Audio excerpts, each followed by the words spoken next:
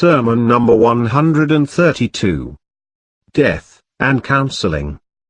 In the name of Allah, the Beneficent, the Merciful. We praise Him for whatever He takes or gives or whatever He inflicts on us or tries us with.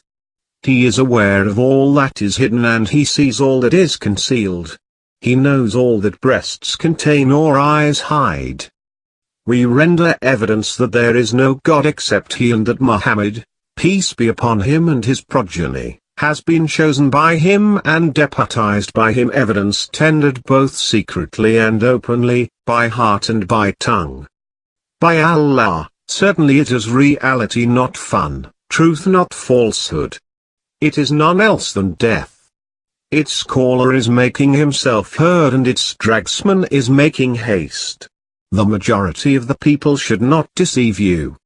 You have seen those who lived before you, amassed wealth, feared poverty and felt safe from its evil consequences, the longevity of desires and their apparent distance from death. How, then, death overtook them, turned them out of their homelands, and took them out of their places of safety.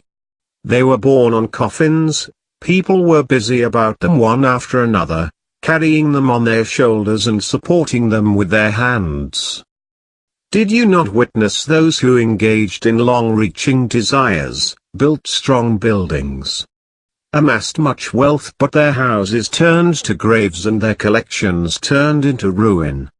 Their property devolved on the successors and their spouses on those who came after them. They cannot, now, add to their good acts, nor invoke Allah's mercy in respect of evil acts. Therefore, whoever makes his heart habituated to fear Allah achieves a forward position and his action is successful. Prepare yourself for it and do all that you can for paradise. Certainly this world has not been made a place of permanent stay for you, but it has been created as a pathway in order that you may take from it the provisions of your good actions for the permanent house in paradise. Be ready for departure from here and keep close your riding animals for setting off.